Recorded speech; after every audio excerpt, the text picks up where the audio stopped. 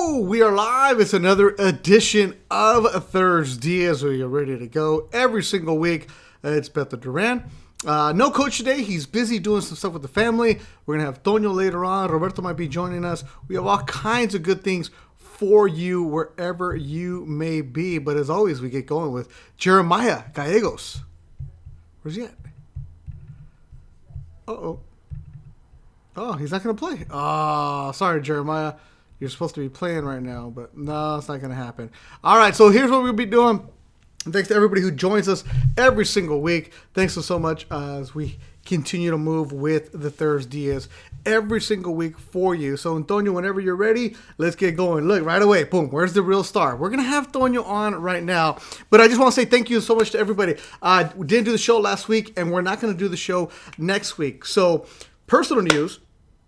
I think ThursDIAZ is going to have to scale back in the fall. And I think we're only going to be able to have to do the show every other week. And it's not fair to you, the fans that are here with us every single week, to say, hey, we want to do this, we want to do that. And then all of a sudden, last minute, my schedule changes and I have to bail on you. So I haven't talked with Coach about this, but what we're going to do and moving forward is every other week, we're going to have the ThursDIAZ for you. And also because there's no fans interaction because there's no fights right now. So, and like you mentioned it, you guys keep on sending the messages of what's going on. Appreciate every single person that's out there, the ThursDIAZ community. When I start checking the account on Thursday morning, I look at it and it's like, oh, you guys get all fired up for it. So, I see the Green Eye Bandit, good friend, was playing his rolas on the video. Mikey V has been having all kinds of crazy Instagram Photoshop stuff. I don't know what he does, but it's a lot of things that goes on in his crazy, crazy mind. And I look at things and I'm like, I want to keep doing the show. And obviously during the pandemic and we're all home every single week, it's easy. But as you guys know, I got 2 kids. They're busy. And I also started working a little bit more. So during the week, it's crazy. So last week I actually had to do a high school game, so I was able to take care of that. Coach has a lot of stuff going on.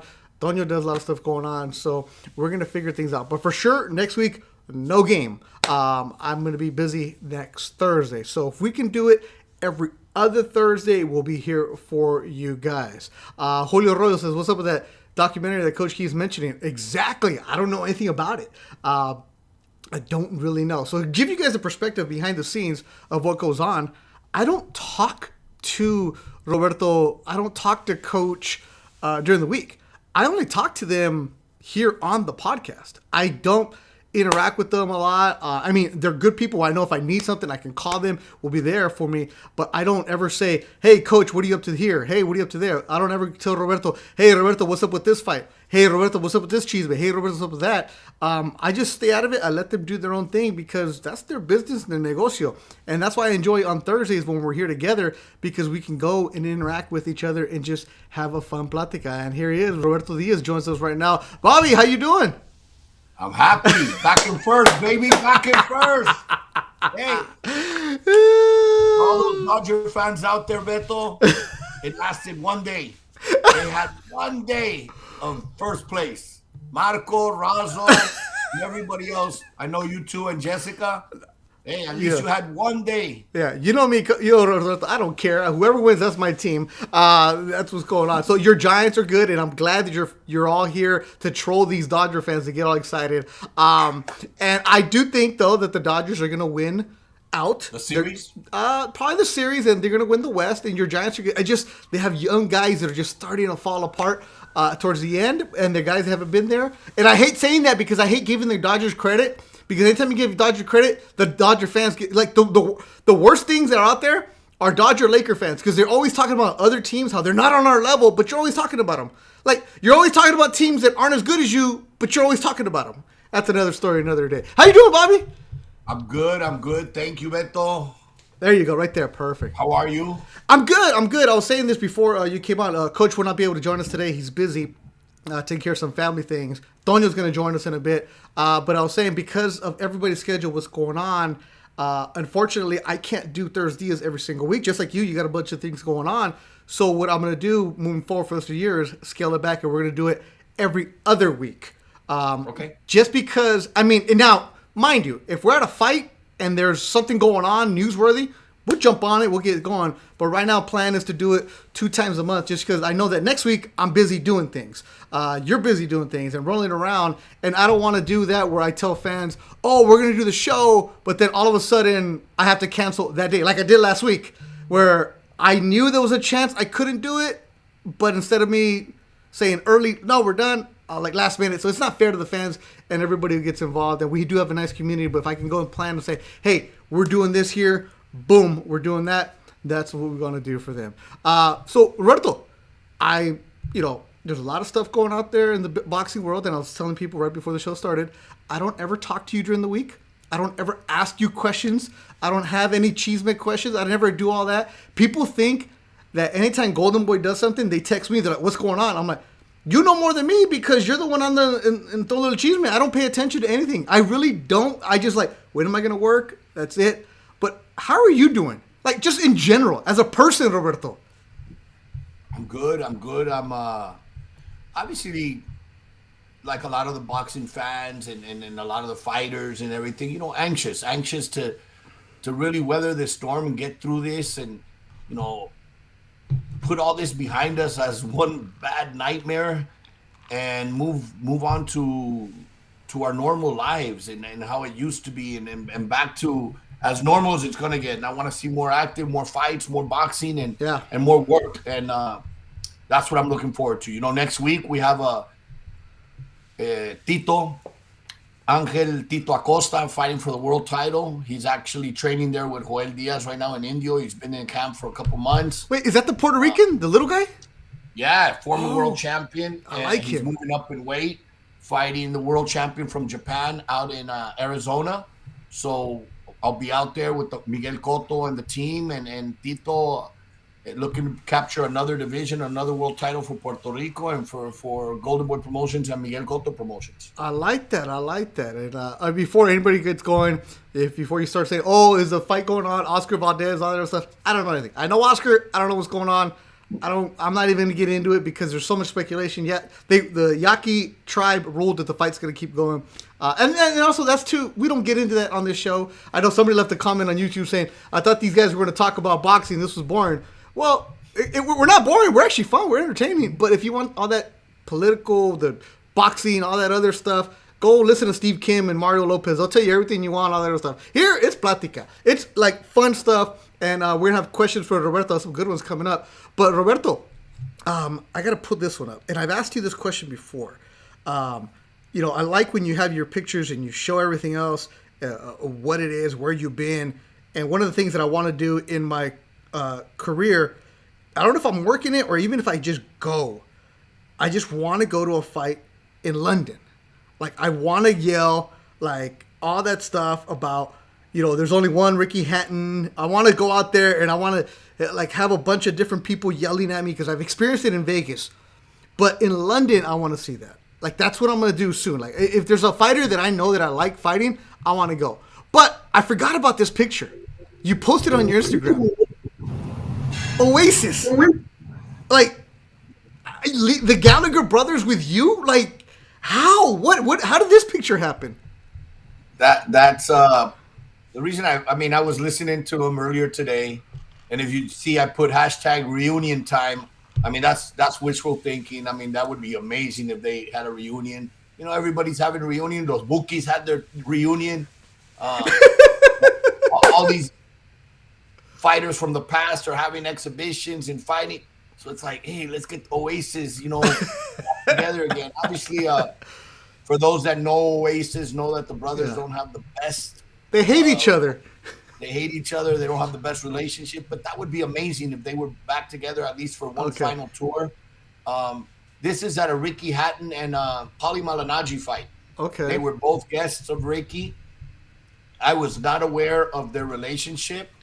So I asked each individually if I could take a picture with them while we were in the locker room.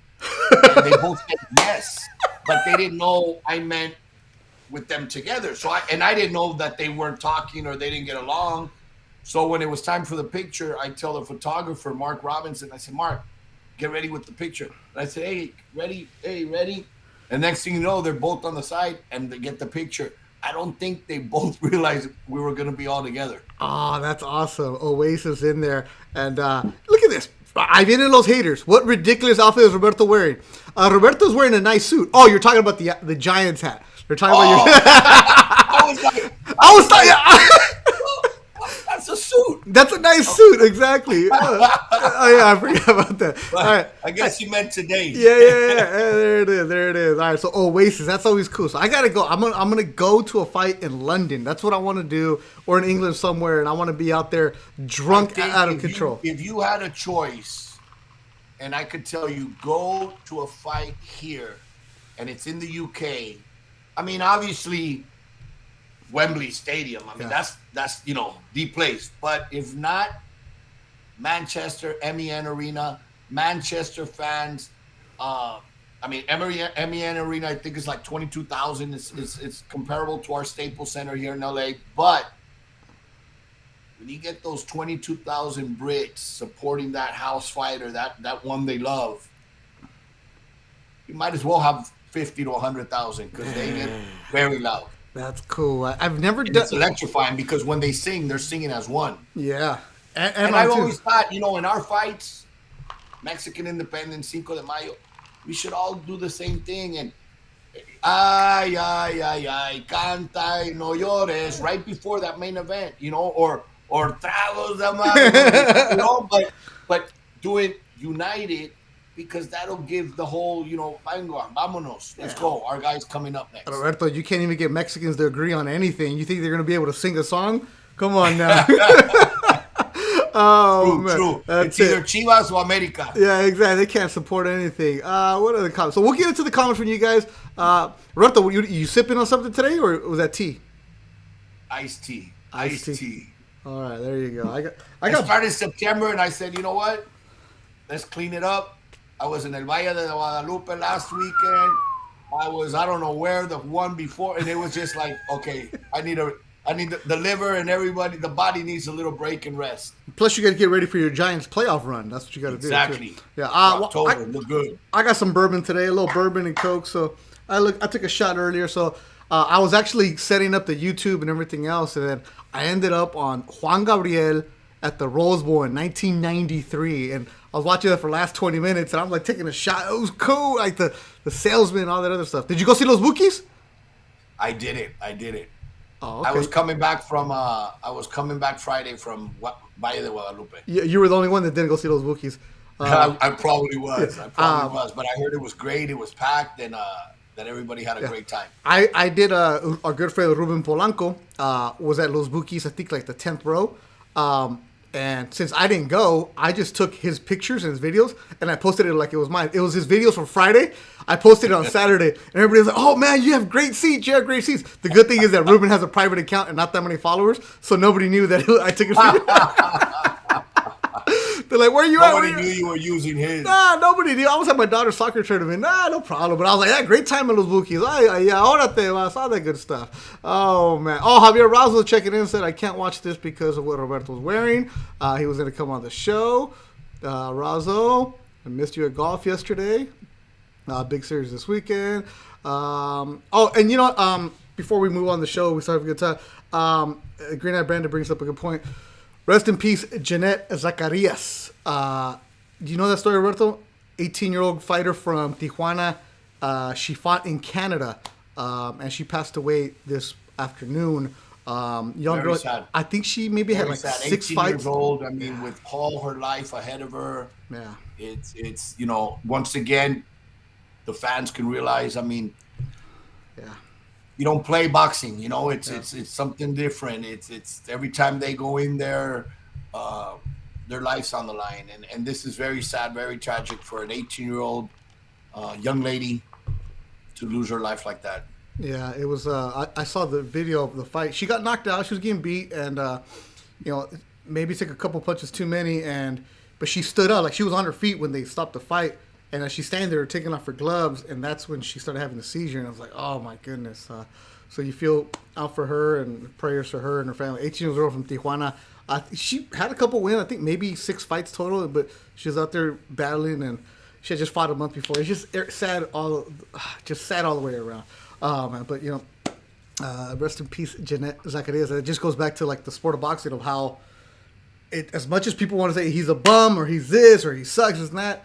I'll never criticize a fighter that steps into a ring. It doesn't matter what his record is, 0-15 or whatever, or he might be like the taxi cab driver or whatever, but he's in there risking his life for our entertainment and for us to get going. So rest in peace to Jeanette. All right, let's move on. If you guys have your questions, we'll get to it with Roberto, then we'll get into a little bit with Tono Diaz in a couple of minutes. Let's see here. Julio Arroyo says, when do you think we can expect the next Golden Boy? How many more should we expect for 2021?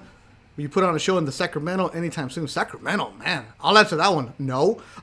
For Golden Boy, at least. Because it's a tough market. And there's no fighters from Sacramento up there. There's no fighters from the Bay Area. I know Thompson Boxing, we've gone to Sacramento a couple times. It's cool. I know your fans are really hardcore dedicated. But Thompson had a couple fighters that they were promoting. But you don't go into a market unless you have a fighter from that market. Right, Roberto? Well, we went in the past. In fact, in Sacramento, we did a show with co-promotion with Don Chargan, the late Don Chargan, and Paco. We did a show out there. Jorge Marron.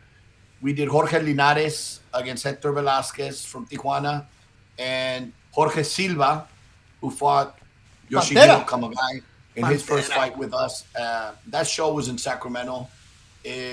Tremendous main and co-main event, both great fights. Kamagai and Silva was a draw, and almost an upset. Silva almost had Kamagai out twice, and for those fans that know Kamagai knows that he had a granite chin. So to see him almost get knocked out twice in that same fight was shocking. And like I said, it was a draw, but almost an upset. Yes, the market is tough unless you have a prospect or a contender or somebody that can really headline out there and anywhere. San Diego's the same. It's tough to go into those markets, and LA is such a bigger market that you have so many LA fighters to fill up on the undercard that it's easier for the San Diego fans. Not so much for the Sacramento fans because it's more of a drive, but it's easier from them to go into the center than from the center out. So when's the next Golden Boy card? We're working on that right now. Hopefully have some news soon for October. But we do have some upcoming fights. Like I said, Tito Acosta is fighting for the world title next week. And then the following week, we have Franchon Cruz, who will be unifying all four belts against Aaron Cederos. So that's an exciting fight for women's boxing. That'll be on the 14th at the Velasco, and that'll be put on by Thriller.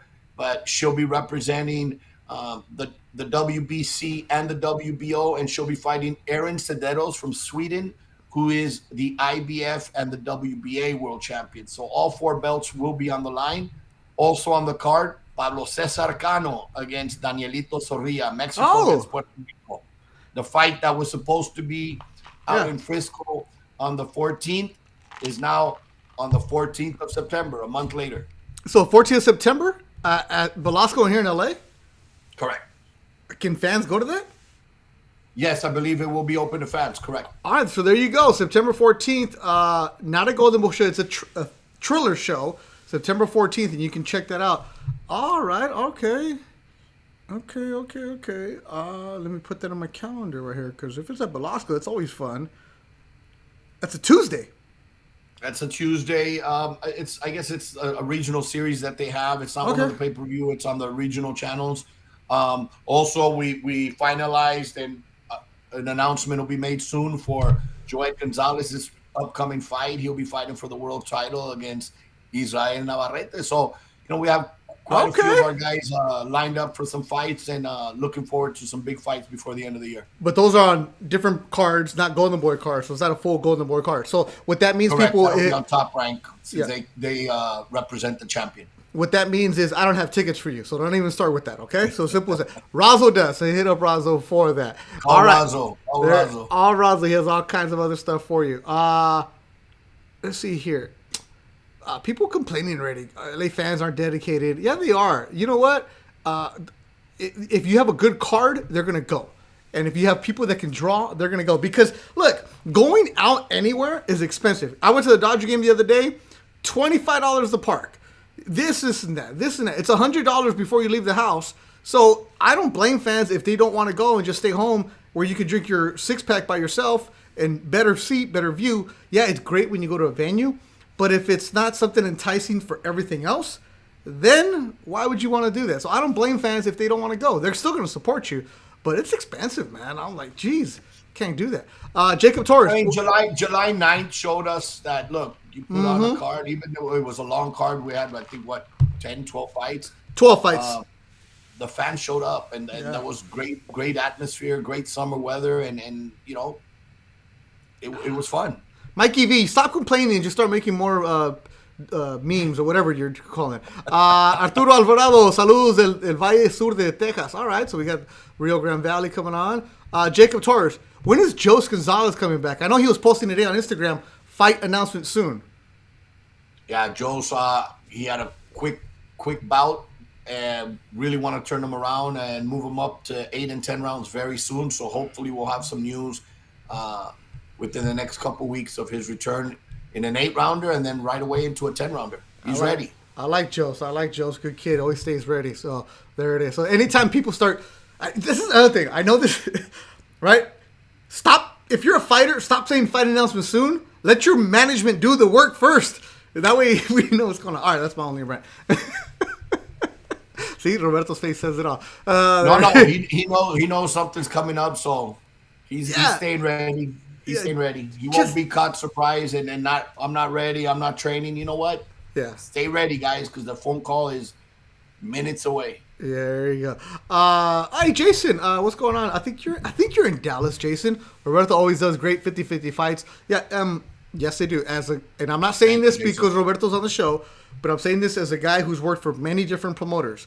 And there's a lot of times when you, as a broadcaster, you look at your notes and you're like, I'm only preparing for one side.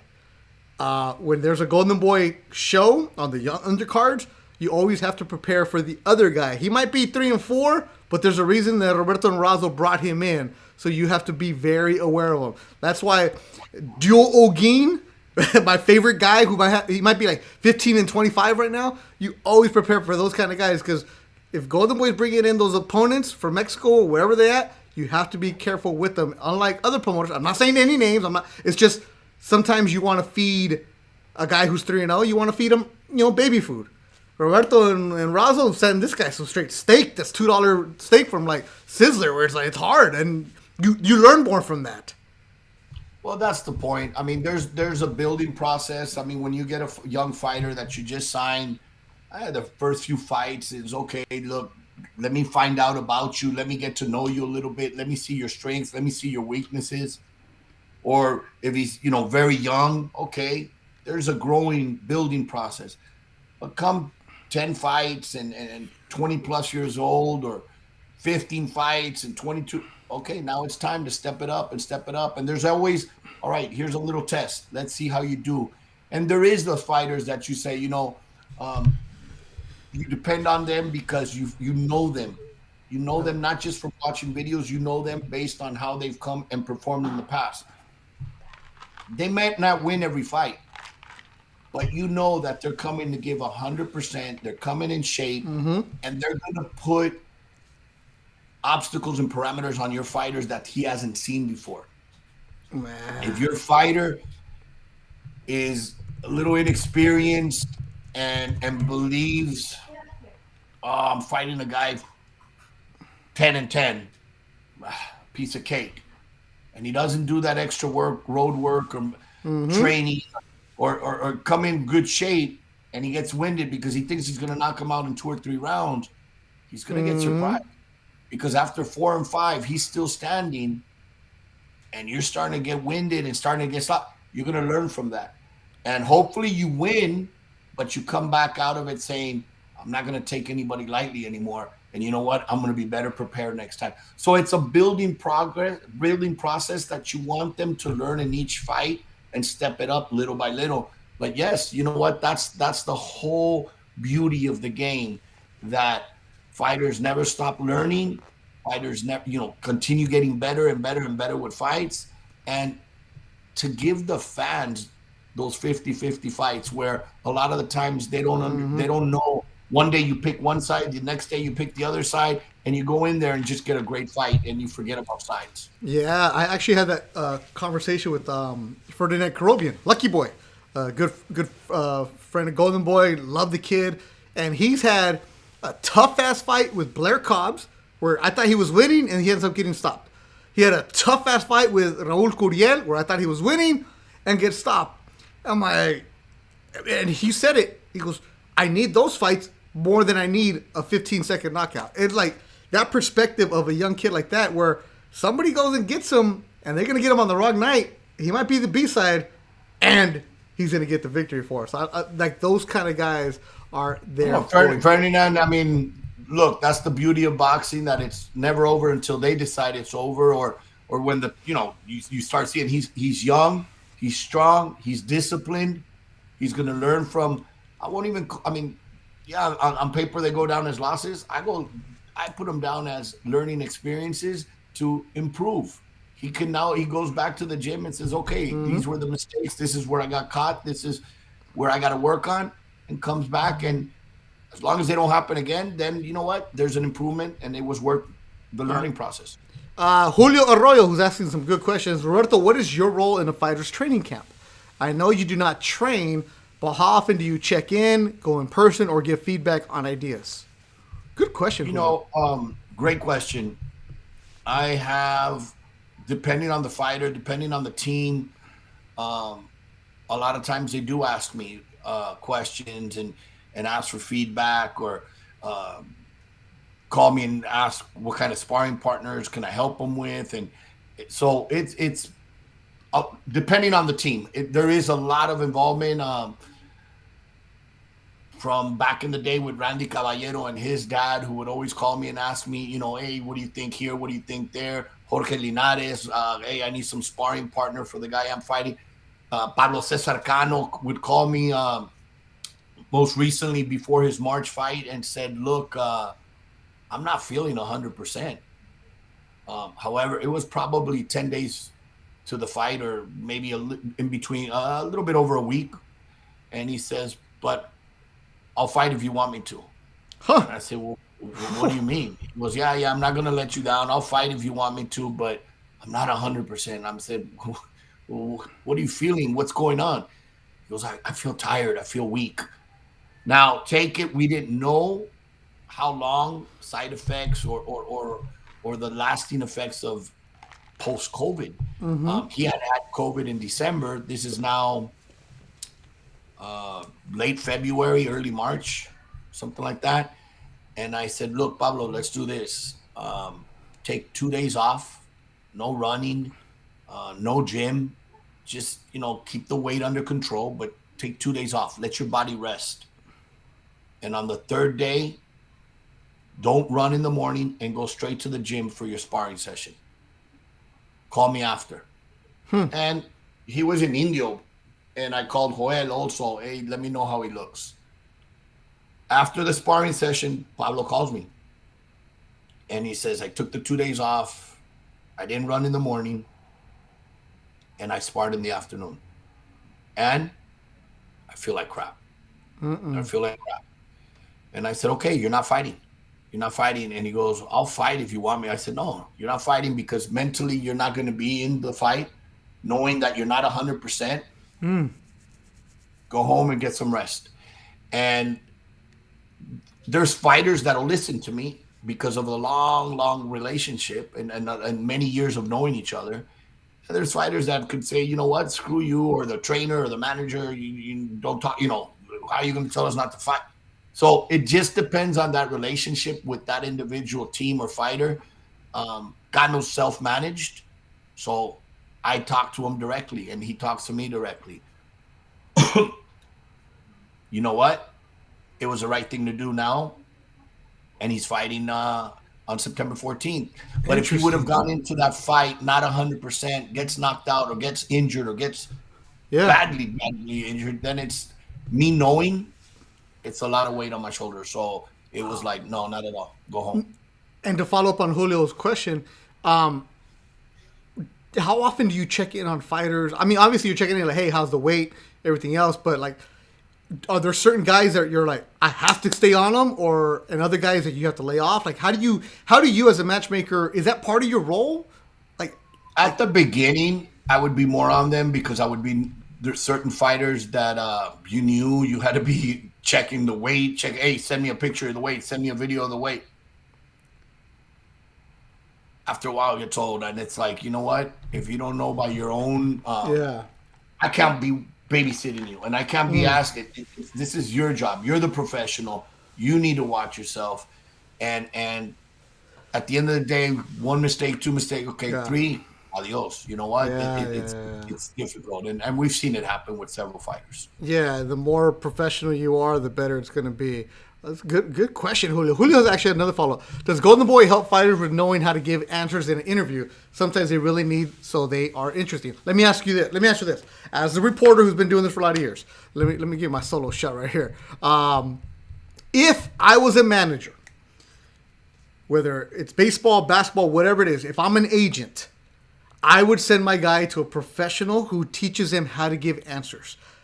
They do it in baseball. They do it in basketball.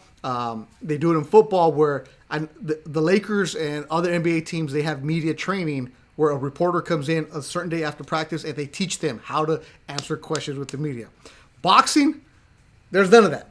It's because the managers are involved, it's a different world. Now, I've helped fighters get themselves a Spanish tutor who have taught them how to like just give Spanish quotes, but you're right, because boxers are the nicest athletes I've ever dealt with. They will always answer your questions to their own detriment because a lot of times they don't know how to do interviews. So I wish the fighters would do more media training in general, but at the same time, you can't force somebody to do it. And also, some of these guys, and I'm not saying any names, they're not that smart. Like, let's just get that out there. And they don't want to take any kind of training because they say, hey, I am who I am. That's what I want to do. So it's an interesting dynamic. And I've told guys in the past, I'm like, hey, if you want, I can help you with this media training kind of. And it's always like, nah, I am who I am. I want to be real. So that's the perspective I've heard from me, the reporter, with it. Of course. It's an interesting side, though. But it's a good question, though. But it's also, I was talking about how fighters develop. Mm-hmm. From 4 rounds, 6 rounds, 8 rounds, 10 rounds, 12 rounds, world title fights and all. Through that process, you get the fighter who's making their pro debut. After the fight he won, and you put a mic in front of him. Yep. Most of the time, unless they had a good long amateur background and obviously, you know, the personality, everybody's different. But most of the time, he's more nervous about that mic than he was from getting in there. Sanisa told me that. Sanisa Estrada told me, I'd rather I'd rather get hit than do an interview. There you go. And it's why they're in the gym sparring and training for the fight. They're not in the gym or in that setting, classroom setting or training to the mic. So I agree with you in that sense. The manager at the time, hey, preparing them for that would be great. You know, preparation for everything. But the fighter learns as he grows. After the 6 rounds, after 5, 6, 7 fights, you see them more comfortable, opening up more. They probably go and listen to their first, second interview and say, man, that's not what I meant to say. I said that wrong or blah, blah, blah.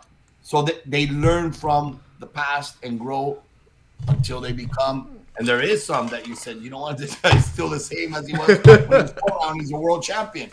Yeah. But there's some that you could see how they developed and get more and more comfortable with the mic and with the interviews and with the fans. Yeah, and a lot of these guys just don't want to do it. So it's always interesting. And the good perspective for me I have for Golden Boy is working the early club shows, the young fighters. You get to know them, and we do fighter interviews. And I always tell them, like, look, this is kind of what you want to say, so you get an idea of who likes doing that stuff, and you want to grow with them a little bit. And you just tell them, like, look, you don't have to give a whole damn speech. Just say, hey, I felt good. I'm ready for the next guy. All right, good. Just move on. But I get what you're saying, Julio. But a lot of that, too, is some of these guys want that stage. They want to be out there. They want the endorsements. And other guys are like, Virgil Ortiz, if he never does another interview in his life, he will be the happiest kid ever.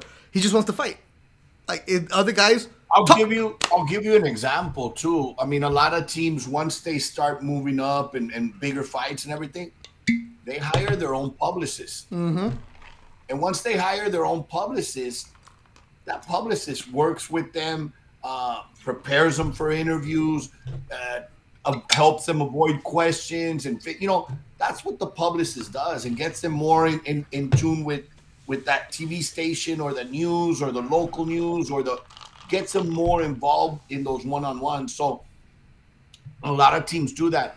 And another example is a fighter that interviewed just as fast as he fought, Jorge Linares. Every time I would be up there, and luckily for me, I say, Jorge speaks Spanish, Japanese, English, and has learned Portuguese right now. I was able to back away from the interviews because when Jorge was asked a question and I had to translate, and he would go on and on and on and on and on in Spanish and fast. I'm looking at him like, okay, Jorge, slow down. We're not in the ring right now. Slow down. I'd have to tap him in the back. Hey, párale, let me translate. Give me a break here. But Jorge was really fast with the mouth too. That happened to me the first time I ever interviewed Linares. Early on in the boxing world for me. I get him, and I'm like, all right, cool. And just boom. And halfway through, I'm like, I have no idea what he's saying. Luckily, I didn't have to translate. But I'm like looking, I'm like, I have no idea what you're talking about right now. My question is like, I think the question was, are you ready? And he just went on like, it's a different world. And that's a prime example of somebody who's very comfortable in front of the mic. I mean, he'll get up, he'll talk English, Spanish, and Japanese in that press conference or interview. Yeah, and that's also, let me tell you guys behind the scenes a little bit too. Like Roberto said, teams will get their publicists. So as a promoter, you're worried about making the fight. Yeah, you want to help grow the fighter as a fighter. But I think people need to realize too that it's their manager that needs to help them with the outside stuff. That's where, if you want to get your own publicist for it, obviously Bernie Barmersdale, one of the best out there. He does a great job with fighters. And Fred Sternberg, like there's these outside publicists that help you get people and they help you get on. And so when people might say, well, how come, I'm just going to say names, how come Ryan Garcia is on Channel 5? Because Ryan has a great manager and he has an agent that helps him get to wherever else that there. And, I'm just throwing out names. Emilio Sanchez doesn't have a manager or an agent that helps him get on TV shows or these guest appearances. That's just the Hollywood side of it that's behind the scenes of it that, correct me if I'm wrong, Roberto, but a promoter can't get involved with that either, right? Because you guys are worried more about everything else? You're doing, like, we have our own PR department, and they're doing releases and preparing the press conference for that event, for that fight that you got scheduled for that show. They're doing one-on-one interviews when it's that event.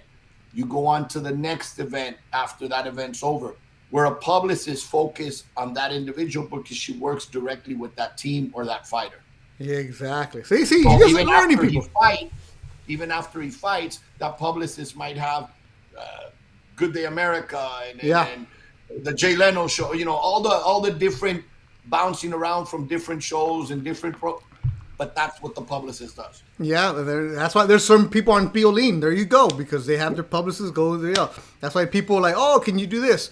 All that other stuff. So that's more behind the scenes, people. So you guys are learning. And who gave me the thumbs down today? Oh, que la chin. Thumbs down today. That's messed up. People have a lot of business questions today. I'm not going to ask about the zone because there's no need for that. That's too behind the scenes. I don't know anything, but there's no need to ask about that. LA Fight Club on Thursday nights come back.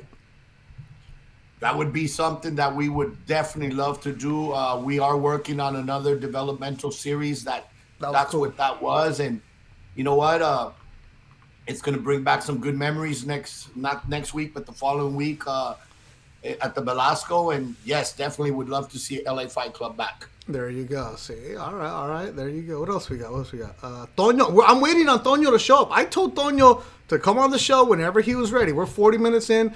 Toño hasn't come by. So don't blame me, people. Blame Toño. Make sure you guys rate, review, subscribe, all that good stuff on iTunes, Spotify, YouTube, everything else. Roberto, now for you, are you going to go to Oscar's fights next week? I will be coming back from Arizona, from Tito Acosta that's right. on Saturday morning. And yes, we'll be there. Nervous. With, Right? you know what? Whenever it's somebody that close, even Barrera, even in the exhibition with Soto Caras and everything, it was like the nerves get back, nervous for several reasons, so many years that Oscar hasn't been in that ring. Vitor, it's crazy. Vitor's crazy. Looks huge. Obviously, have all the confidence of the world. Oscar's jab and speed and boxing skills and everything, but there's still always that, that los nervios. So, but yes, we'll be there at the Staples Center cheering them on and supporting 100%. Yeah, that'd be cool. Like I never thought I would see Oscar fight again. Neither did I, Beto. But then seeing the way he trains, holy smokes! Like the videos that have been posted on Instagram and like his interviews he did. The jab, it's funny how that saying, como es este, once you learn how to ride a bike. It's like riding a bike. Right? Like riding a bike. And it's funny because after all those years, when I saw him in the ring a while back ago already, and moving and jabbing, it's almost like you feel like, wow, he never left. Yeah. You obviously you don't see the same speed, the same strength, the same but you start seeing it little by little pick up and getting more and more and faster, and then all of a sudden it's like, holy crap, Yeah. This is as I remember. So it's gonna be fun. It's gonna be exciting. It's gonna be a lot of nostalgia and bring back a lot of memories and it actually, look at it this way. I know for that moment, that night, he's going to make me feel young again because I'm going to, for a moment, I know what's going to happen, that I'm going to be like, wow, I'm seeing Oscar de la Hoya in the ring. Yeah. When was the last time I saw him? And then you go back, 15, 20 years. So it's like, okay, he just brought me back in time. So instead of, it can't be Back to the Future, I guess. It's back. Yeah. It's just like for me, who I took in 8th grade, I wrote a book report on Oscar de la Hoya. It was 1992, and because he was in the Olympics, and I wrote a book report about like 3 pages. I remember telling him this about it. He's like, "Really?" And I'm like, "Yeah." Now you're my freaking boss. Like I gotta check with your logo on there. It's just That's cool awesome. to see. And you see that full circle. At the same time, the last time I saw him in the ring, he was a shell of himself against Manny Pacquiao, and it's like, that ain't the dude that I wrote a book report on. I was pissed off. I was like, that ain't the guy. He's listening to this little Filipino guy, right? And living in Carson, all the Filipinos were like, yeah, they talk shit to me, right? So I was like, come on, Oscar, go and do it. But he's also not 250 pounds like some of the other guys would be, like when they're all retired. He's in shape. He looks good. And he's taking on a crazy-ass dude, Vitor Belfort, who is a monster, like the way he looks. And, those guys are just crazy. And instead of being an exhibition, said, let's do a real fight. So respect to them, everybody get up. And it's also a fight where people are like, hey, you got tickets? Like, no, I don't. I don't even have tickets. So there it is. Oscar Duarte. People asking for an update on him, the kid from Chihuahua.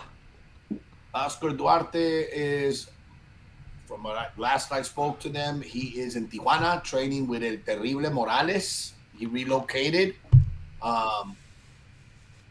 He's always training. He's always in shape, but he wanted to get in technique shape and start sparring. So hopefully we'll get an update on him soon. I would like to see him back in October, and that's the plan. Back in October. And Eric Mural is 45 years old yesterday. Feliz cumpleaños terrible a la zona norte. Un abrazo. There it is. And then the great stories that Roberto's told about Terrible and Barrera. All right. I guess Toño's not going to join us. He doesn't want to be our friend today. We've asked him. I told Toño, like, hey, is the iPad ready? I even put it on the YouTube. Toño returns. Toño. And he hasn't even shown up. So everybody that's yelling at me, like, we want Toño. Well, tell your dude to wake up. Like, I've been asking for it. I said it from the beginning of the show. Toño's going to join us. So all you little Toño groupies, go find him. You guys going to get mad at him. Don't be mad at me. I'm not the one cutting him off. It's you guys. See? Man. All right. Oh, that's a good question. Who's waving the flag for Oscar next week? Razo. But he has to wear a Giants hat. Yeah. Razo. Oh, that should be the bet. If the Giants Or his barbita. Look, I know he won't wear a Giants hat, but if he could do his barbita black and orange, that should be the bet, Razo. Whoever takes the series. Razo. Friday, Saturday, Sunday. Giants take the series. I want that barbita orange and black. Razo. Hey. Toño says, I've been here. Well, how come you haven't dialed in, Toño? Cabrón. The first comment that Toño leaves is 45 minutes into the show. I don't know, man. The desert does different things for people. Munguia, any update on him? Munguia's just waiting on us. He's training, getting ready, waiting for the official announcement, and hopefully it's coming very soon. I mean, he has a couple different options, and he's ready. Look, Munguia's been one to say, I want to fight everybody and anybody, and I want to fight the best. And each fight, you could see the progress. In this last fight, he looked better than ever, sharper. He looked like, and I even called Eric Morales and congratulating him on a great job that he's doing with Munguia. Obviously, it's both. Congratulate both of them, because I saw Munguia having fun, enjoying what he's doing. Wow. And that's when you know, okay, he's learning. He's getting better. He's improving. Because once they start enjoying and you start seeing it in their body language, they're having fun in there, they're in control. That's a different story right there. We're doing something like that. Roberto, I think we got some update. Not on Toño, because Toño doesn't want to join the show right now, but we have an update on September 11th.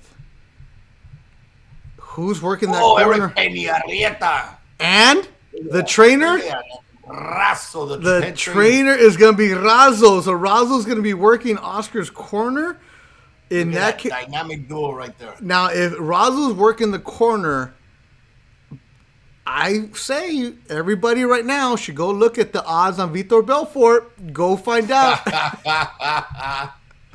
Let's go. Razo. He's gloving him. Tiene la toallito. Joel Diaz, coach. You better be careful. Man, Razo. You better be careful. Razo, look. He's coming at you guys. Razo is a certified cornerman. He can do a lot of things, but we're waiting on him. All right. Toño, are you going to come on the show, yes or no? If not, I'm going to hang up and finish this bourbon because I'm playing golf tomorrow. See? We're waiting. Exactly. Hey, speaking about bourbon, I just saw a series on Netflix called Heist. Have you seen that? Yes! I started it. Pappy. Yeah. Have you seen the one about the bourbon? I started it. But I'm only like 15 minutes in, and it's good. Heist on Netflix. Yeah. Watch it, man. Watch that. Is it Old Pappy or? Oh, Pappy Van Winkle.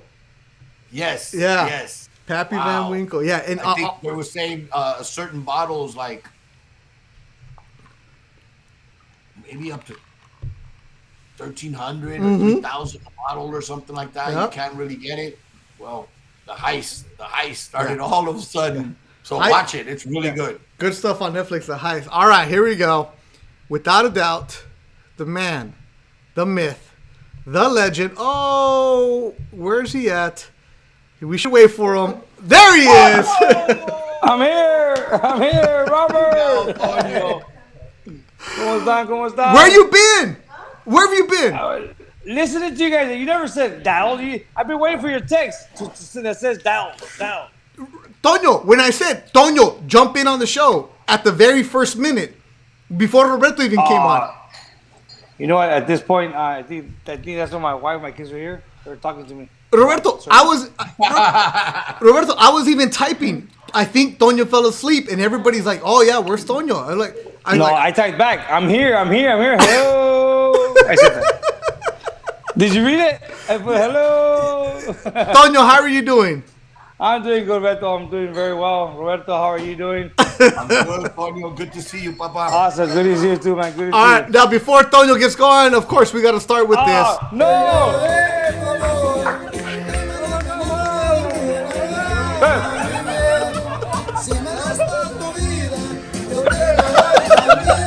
You serious?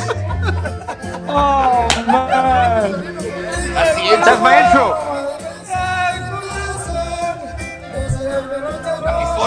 saca la mano. Mira.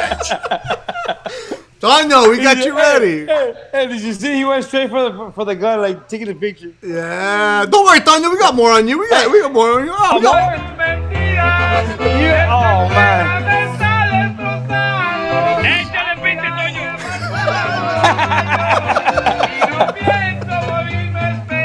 Oh man. Oh man.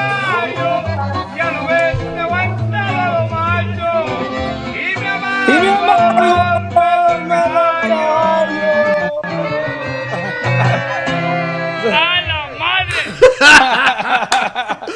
Tono is here. Tono always brings the Hey, attitude.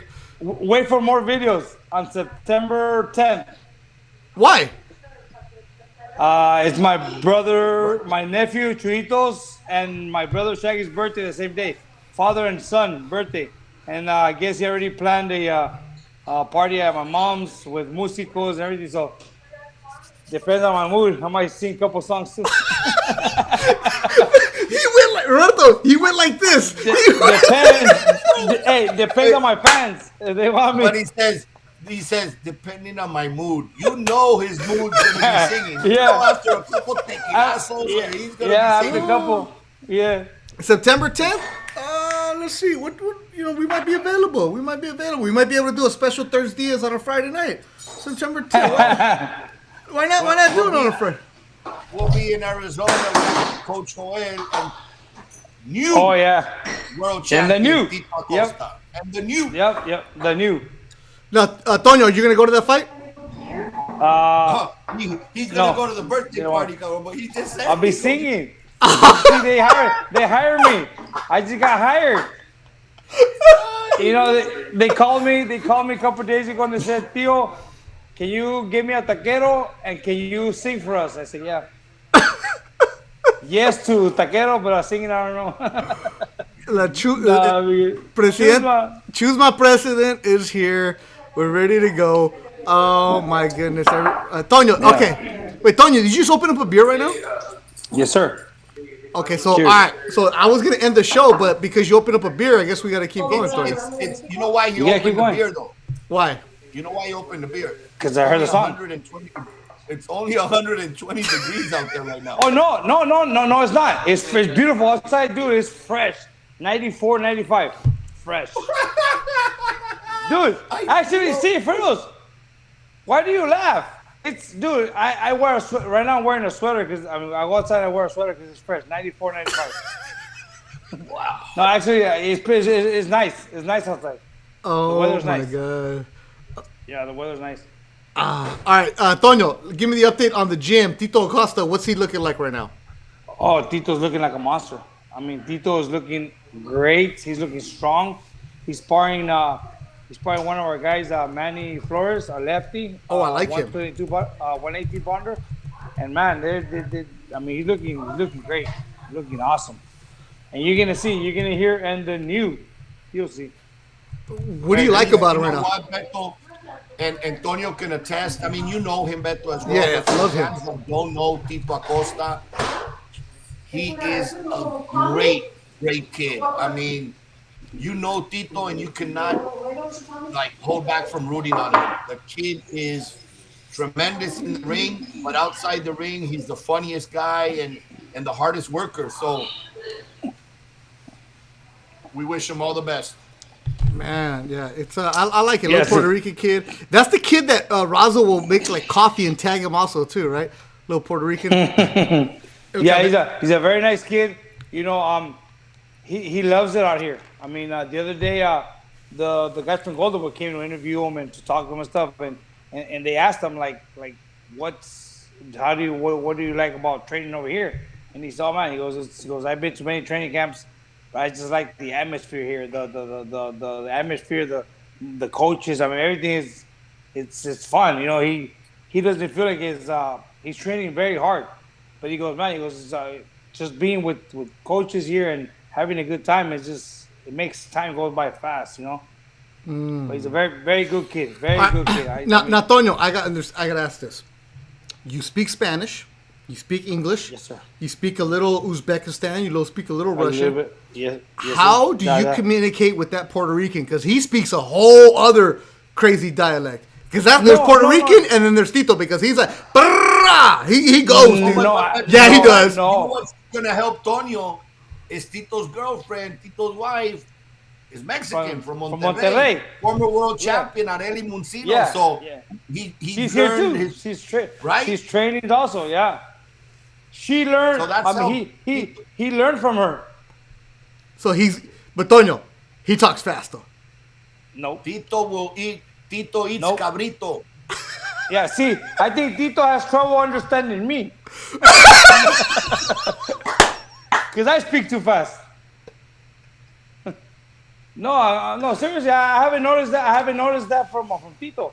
Tito speaks and he speaks clear and slow, and I mean, it's easy to understand him. No, because okay, so the first time I interviewed him in the ring, obviously his emotions are different. The adrenaline is fired up, and I looked at him and I said, "I have no idea what you're saying right now." It was when he won at Fancy Springs. And I'm like, bro, like I looked at Gabe Rivas, the translator. I'm like, good luck with that. Like, have fun. Yeah. With it. Yeah. All right, but so he speaks Toño. Yeah, he speaks good. He don't speak Toño. He speaks better. Toño speaks ×2. Now, okay, here's a good question. Toño tells Tito to gradually speak to him. No, I don't tell him to gradually. Tell him little by little. Like, Tito, speak to me little by little, not gradually. Gradually, no. Gradually is too much. Juan Pablo, nobody understands Toño y menos pedo. There you go.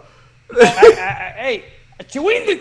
Actually, pedo, Joao says every time we go to Pajarete, after my second one, they're like, man, se entiende mejor cuando está pedo. Dele más. Like, it's because, see, the thing is, I don't know why, when I speak, I want to speak too fast. And my tongue se amarra, I guess. It's like, I don't know.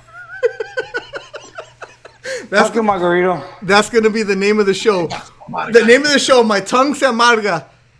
Se amarga. Se amarga. What, I've been drinking bourbon since 7 o'clock. Whatever. Fucking Margarito's the name of the show right here today. Me dejó pa la jodida.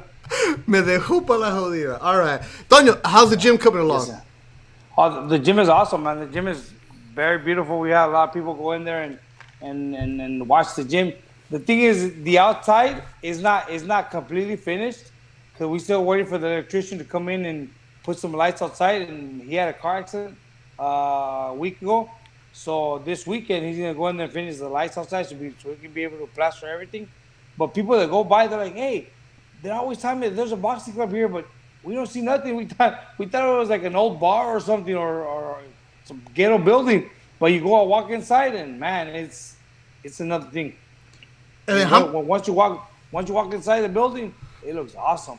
And then you have all those guys in there, so it's pretty cool. I mean, obviously we've seen the gym grow up from being a spot where the homeless were sleeping to now you have professional fighters. And kudos to you and your brother, the Diaz, and everybody involved that helped out in Coachella. We're gonna have that grand opening pretty soon out there. Yes, it's great to see everything else out there. And I actually played golf with Junior the other day, Joel Diaz Jr. And he was just telling me about how the pros come in, the amateurs come in, and it's everybody just like a community. It feels good. And yeah, it is. It feels awesome. Yes. Now that I'm here, let me tell you guys something. We have had our first two national amateur champions out of our gym. They competed at the Silver Glove Nationals today. Grant Flores and Gavino Flores, two brothers. They're in Independence, Missouri, at the Silver Gloves Nationals, and they won today, both of them. And one of them lost yesterday, the younger cousin, Jaden Delara.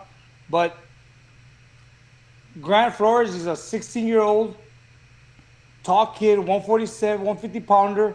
He's like 6'1", very strong kid. I started that kid when he was 8 years old. And man, this kid is sparring all these pros. He's strong. You could tell right away when he fought yesterday and today, he was in another level. He stopped the kid yesterday, a kid from I think New Jersey or New York. today he stopped another kid from Texas. He beat him by stoppage, and his little brother also beat another kid from the East Coast. But he won. But yes, That's but awesome. he won our first 2 national champions from our gym. That's awesome. That's awesome. That's awesome, Tonio. Yes. Congratulations. Yes. Yep. Thank Now- you. Thank That's you. huge because obviously, they've been training them, but now that the gym's open, they have 2 national champions, and that's beautiful. Now, Tonio, the Yeah, most yeah, important question is: okay, great for the kids. That's awesome. Yes. Fantastic. Yes. They're your first champions.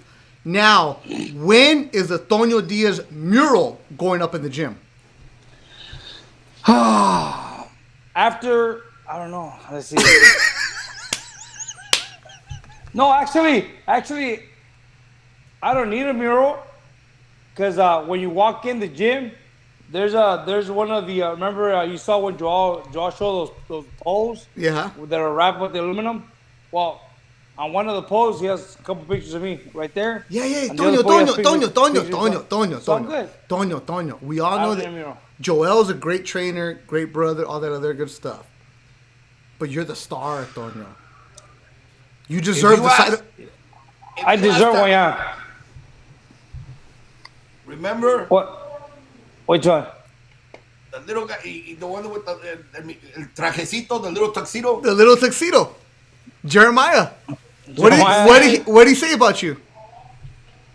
I'm the star. Of The star. ThursDIAZ. Yep. Antonio The star. Diaz. Yep. So That's me. don't you And he deserve a called you mural? not only the I- star, he said the Lone Star. Oh, Exactly. You know what? I'm gonna have to talk to Joel tomorrow. So, hey, do I have you guys' support to do a 3-way call? no, I'm not involved. No. Roberto and I, the views and Hey. opinions of Tono Diaz do not reflect ThursDIAZ. We are not involved. Ocupo esquina. Hey, right here, the Bandit. A Tono mural with Chalino Sanchez. There you go, Tono. Exactly. Yeah. Tono. Actually, another one singing right now in LA. Tono, Yes. why don't you get a mural? I don't know, cause I haven't asked Joel to. You know, hey, You know what? I got you an guys- idea. I got an idea. What's up? Cuando llegue Joel al gym, ya está pintado. Yes. Ya está pintado. Yes. I can You're gonna pintarlo. I walk can in and pintarlo. say, something's wrong here. Something's different. Que no se Hay que pintarlo. Hay que pintarlo. Yes. Hay que pintarlo. What do they say, Roberto? Ask for forgiveness, right? Es mejor pedir disculpa que pedir permiso. So, Ya, next no thing pedir you perdón know, que permiso. he's gonna be like, something's different today, guys. Something's Yes. different. Y tremenda pared ahí. Y boom, ahí está. Antonio. Hey, exactly. That's what we need to do. Nomás que pues, nobody le dice a Joel, nadie le dice, y Joel, pues, he don't listen to me, he needs to listen to you guys. So, if I call you guys, do I have you guys' support? Nope. Wow. You go find out you. Hey, I say, let's paint it. hey, I say let's do it. hey. Hey, What- Robert, I'm with you. Let's do it. Tono, why don't you find all your little groupies that keep leaving all the comments and say Beto's a hater, you don't like Tono. Find them to call them. Call them. Hey, groupies, please support me. No, what do you mean groupies? My fans. They're my fans. Fans. Écheme apoyo, écheme esquina. Écheme esquina. Hey, Oh and just for insurance, para que no se vaya a enojar Joel, you paint in the same mural, you paint Joel, pero chiquitito, You know what? chiquitito ahí, que esté atrás. You know what? I'm actually looking for a picture that I did one time to tell Joel, you know what? This is what we need at the gym. I'm trying to find it to show it to you guys, to get you guys' opinion, to see if we could do it or not. But it's kind of hard to look for it here. There's so many pictures. Okay, here we go. Ruben Polanco, we need a GoFundMe for a fathead in the gym. Okay, a Tono fathead. No fat heads. Hey, who put that they should have a Tono statue outside? Yeah, like Robert, like De La Hoya's. Like De La Hoya, like just standing in the front. Bottleneck. Pichones Don't pegándome give y todo Antonio, esto. hey, don't give Antonio ideas because he's gonna go to the Staples Center, he's gonna take Oscars, he's gonna put it there, and he's gonna put Antonio Diaz. Hey, here it is. Watch. This is what I told Joel. We should do at a gym watch. Oh my goodness, this is getting out of control. Yeah, no. No, No. we gotta get Joel. We gotta get Joel out of there. Huh? Get Joel out of there. Yeah. I would put one of Antonio on the left and one of Antonio on the right. Yeah. Hey, imagine like that. Hey, do that right there. Yeah, that's a good idea, but I think that's too. One of Antonio with his gloves and fighting in the belt, and the other one with the mic and his gun. What? Yeah. No. This one right there. There's the statue. Damn. No. Yeah. That's you see the gun? Hey, you see that gun in my left under my left arm? Or that one, right? That's the not that one. we need Not that one, that that's the one. one's better. That's the statue that needs to be outside. Yeah. Okay, so now, and don't worry, Tonio, I'm gonna delete this. That way your brother doesn't watch it tomorrow. Don't worry, he'll never hear about this. All right? Yeah. Don't worry. Probably Just like watching right now. Make sure we delete all that audio about Joel. Yeah, all that stuff's gonna be deleted. Just like me telling everybody to F you, all that episode is lost. Today's the episode of Tonio takes too much power. Tonio takes too much power. Watching. No, man. Tonio, where do you get off thinking that you're more powerful, that you deserve a statue? The Lone Star. It's me. Lone Star. I'm the Lone Star. There you go, Robert. Robert, si sabe. I heard it. Robert knows. I heard it once. The Lone Star of Mercy. We all heard it. We all heard it. Yeah, and hey, the little Jeremiah in his little tuxedo, he's at karaoke right now. I texted him if he can come on. He's like, I'm at karaoke. Jeremiah, our good friend Jeremiah, is a huge karaoke guy. He goes to karaoke. Wow. He goes to karaoke bars, and he's like that guy that becomes professional singer in there. Call the mic. No. The mic. No. Hey, Jeremiah shows up with his like ring like this. Hey, everybody! You know, like. Hey, Roberto. Have you seen Pepe Gomez's little mustache bonito? Yeah. Imagine we should make one of those Jeremiah.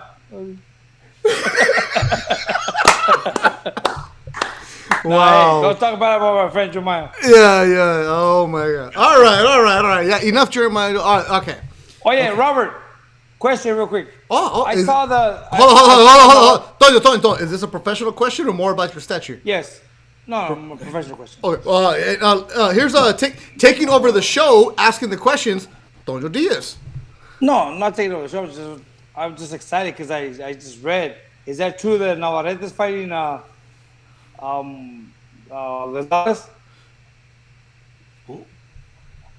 Tonio. Navarrete and Gonzalez. Oh, Tonio. Yes, sir. We talked about this. Yes. We talked about it 45 minutes ago. I know you did. That's what I'm saying. Like, it was for real. What you think? It's Wait, hold gonna be a great fight. on. Hold on. I was watching the show. Okay, hold on. Let me get this. Tonio. See, let me tell you what happened. No. 45 minutes ago, we talked about this, and Roberto says a good fight. This is that. Keep on drinking, Tonio. And you said you've been watching the show the entire time, but you're waiting for us to ask us. So if you saw us talking about it, why are you going to ask Roberto if it's true? Can I explain what happened? I was watching the show. Please do. Okay, I was watching the show from the beginning, and then my wife and my kids came in. They were talking, so I looked to them, and I was talking to them, and I kind of heard Navarrete and Gonzalez. So and you're blaming your wife. You're blaming your wife. Not my wife. I'm blaming myself for taking my vision. I'm blaming myself for taking my eyes off you guys to handle my family. That's a smart man. See? Okay. Hey, I'm blaming myself. And that's the reason I'm divorced, because I don't know how to do that. Tonio, ask away. See, that's why I was while listening to the show, and then my wife came in, and my daughter, my boy were coming in. They were talking, so I looked to them, and I was talking to them, and I kind of heard about Navarrete and Joel. I was like, man, and I asked Joel because I kind of heard about something that it was in the works.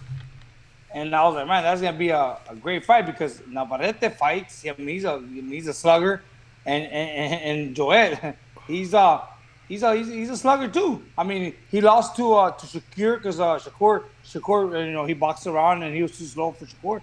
But man, when Navarrete is gonna be, it's gonna be a war. gonna be a great fight. Absolutely, absolutely. And Joed's fight that he bounced back from the Shakur fight was with a very dangerous fighter. Yeah, I seen that one too. But that fighter came to Joed, and I mean, with those that don't move or have that style of running and boxing and everything, it has the fireworks. I mean, two Mexicans in the ring. Always produces. There you go. When is the fight? Where? October 16th. Top Rank's going to be announcing, I guess, pretty soon. Nice. All the details of the fight, but we're excited. We're excited. Well, It was mandatory. So I mean, obviously Joed earned that spot again to fight for the world title, and he's getting ready. That's 126 or 130. 126. Correct. 126. Joed is big for 126, and he can crack. He can hit. Exactly. Exciting fight. Awesome. Tono, any other questions? Back to you, Beto. Hey. You know what? We talked about earlier how fighters need to be trained to get on the mic. You know what? Tonio's been training on this COVID time during the off time and between Monday, Tuesday, Wednesday, Friday, Saturday, and Sunday. He's getting ready for ThursDIAZ. That's you. Hey, Tonio's at home like this. Hi, everybody. Back to you, Beto. Back to you, Jim. He's like Harold Letterman. Back to you, Jim. Yeah. 27-25, Antonio Diaz. Jim. Because when I watched the fight with me and Mickey Ward or me and Matt Robinson. That's all I hear. 47-46, Antonio Diaz. Jim. Okay, now nice guy here. Tono, Nice guy. and what Roberto says is pretty good, true. Like Tonio's gotten better. Like, and I'm being completely serious here, Tono. Like your presentation on the mic and your comfort level is completely 1,000 times better than when we first started the show. Because now you come in, I would love to do a fight with you. Like maybe when we do a fantasy show again, have Tono do maybe the first fight. The second fight, like it's something early on when there's nobody watching us on Facebook. Yeah, nobody's watching us. We could do something. Yeah, we could do something like that. that. Nobody's watching us. Just a couple 100,000 people. Don't worry about it. We're not watching millions. Back to you, Beto. Yeah, and remember when I work in TV, I'm Beto, right? I'm Beto. So you got that right. Beto. You got that. Yeah. Beto and. I've been listening. I've been listening, Beto. This is true. Tono does impersonations now. Pinche Tono. Pinche Tono. Tono, you're hilarious today. Hey, no, I'm good. All right. Yeah, I would love to do a fight with you, Tono, to get like your fighter's perspective because it's completely different. Hopefully, all the boy Spice Fast Speed we could do it here. Yeah, we'll figure something out. Absolutely. That would be great. Or we can go to Big Punch and do a fight together there. It doesn't matter. But Got you. And Big Punch. All right, Tono. Let's see here. Somebody had a We don't question. want no money with rubber bands. Oh, Jesus. All right. Okay, here we go. We got 5 more minutes because I got like 5 more minutes to drink. If you have a question, get it through there right now. Mikey keeps telling me to check my DM. I don't know if I want to. Oh my God. Oh, what? What did Mikey do now? Bien, Mikey. Mikey. Ay, Dios mío. A ver qué mandó Mikey. Am I commentating? Am I singing? I don't like your reaction. No, neither do I. It's getting me nervous. And this is You're getting me nervous. Look, you can listen to different podcasts, but this is the only podcast where you interact with the fans and the fans are there with you live. We see the comments coming in, we see what's going on, and it really has become the show of the people. It really is the show of the people. Oh my God. Exactly. See, Mikey knows. That's what we need. That's what we need outside the gym. Mikey knows.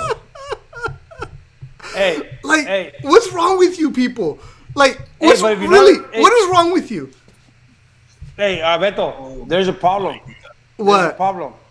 Your face doesn't match? No. The elbows. Look, my elbows are crooked. That's as far I can extend them. Right there. Those are too straight. Like, Those elbows are too straight. Seriously, what's wrong with you people? Like you No like, tiene nada que hacer. no tienen que nada que hacer. Like, where do you say, hey, let me get Toño's face on a statue of De La Hoya, and there you go. And that needs to be on the outside of the gym. Like, this really needs to be on the outside of the gym. Make sure somebody sends it to Joel and tell him we're gonna protest. No, we want that. Everything's being deleted. Don't worry. Joel will never hear about this. Oh, man. There you go. Let's see here. Oh, here's a good one. Gabriel Rodriguez. What's the best fight to watch this weekend? Lara Warrington 2. That's a good one right there. Yeah, that is a good one. It's a rematch. You know what? All the best to Lara as a Mexican, but I'm rooting for Warrington. Warrington needs to win. Why? Shukan needs to win, and Warrington and Shukan have some pending business. So hopefully they both win their next fights, and then they could mix it up. That's a matchmaker speaking right there. That's the business side of, yeah, I like you, but I have other things. There you go. All right, so that'll be a good one. Mariscos Jalisco in the house. Oh, Nani Ortega. Mariscos Jalisco truck right there by the Golden Boy office in downtown LA. Fantastic. We got to go again. I used to go there before every single Velasco fight. There it is. All right. Awesome. What else? No other questions? That's it? All right. So there it is. So we figured out a lot of stuff today on ThursDIAZ. We figured out that Toño doesn't need a mural. That Toño needs a statue.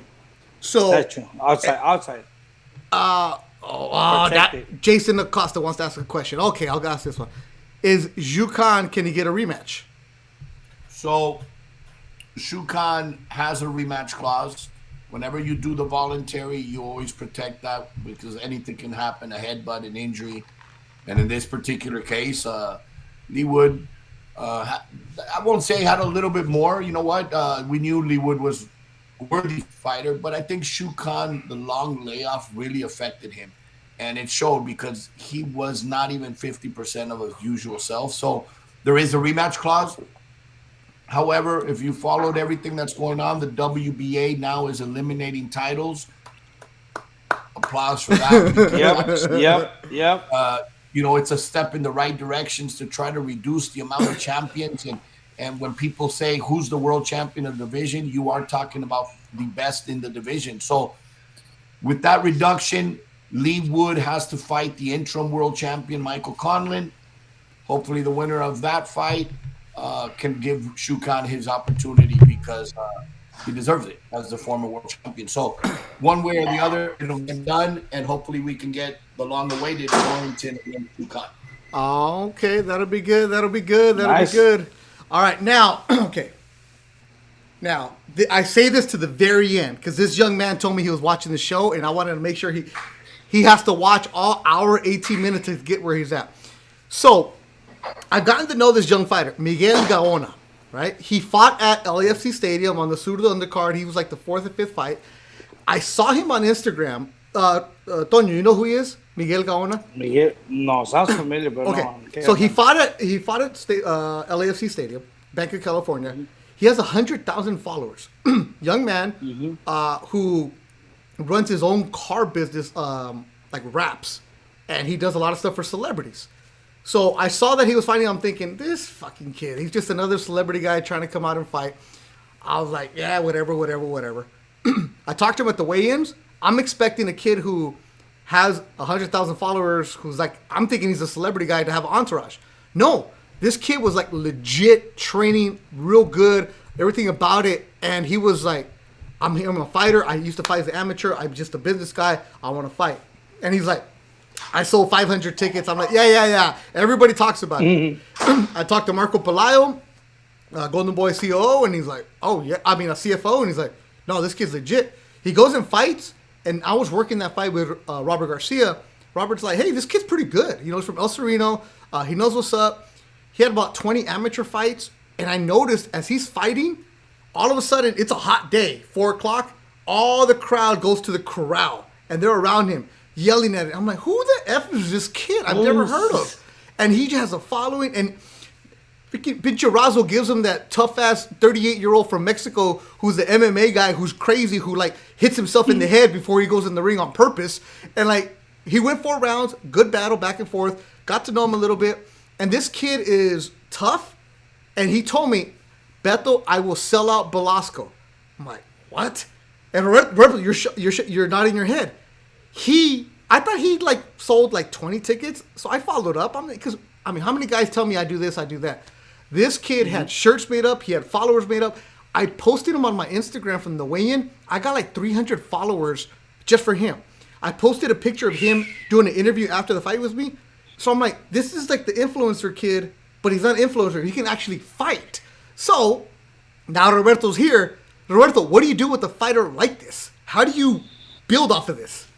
You put him back on. And not only that, I mean, he was right back in the gym training, staying in shape.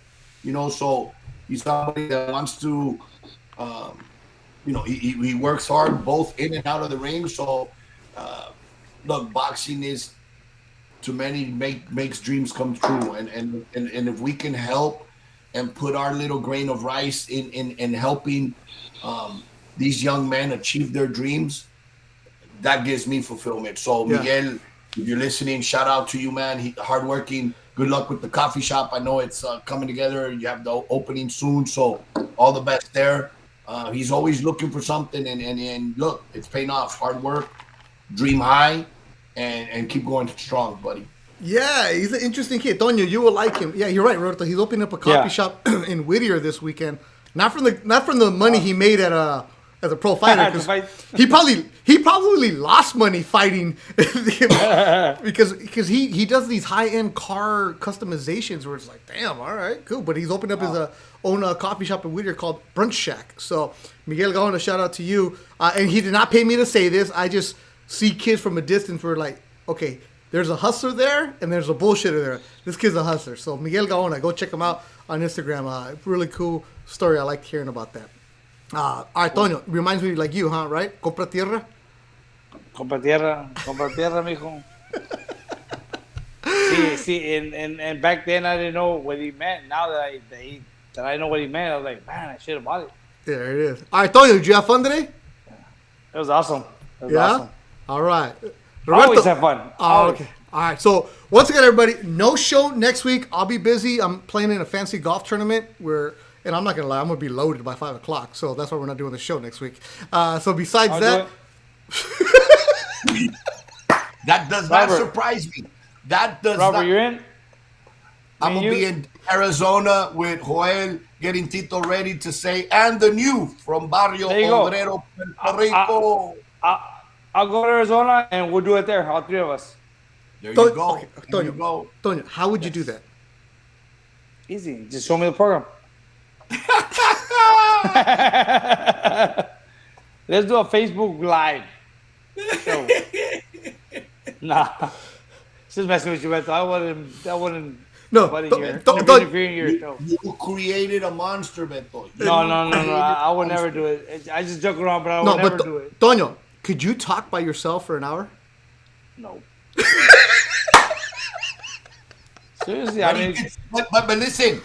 But he can sing for 45 minutes. Yeah. And then for 15. No, 2.5 minutes. 2.5 minutes. All right. And everybody here wants to make a bet with Roberto. If you do, just talk to him. He doesn't care. Just him and Razo have a bet. So there it is. Razo will be there for you. So for everybody watching ThursDIAZ, we appreciate you. Thanks for checking in. Roberto, gracias. Toño, gracias. But don't go anybody. We're gonna end it with this. Good night, everybody.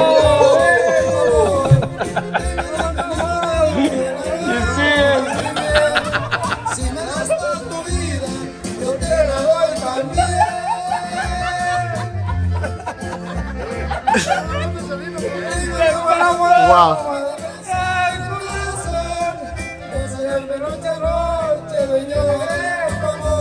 There's the gun.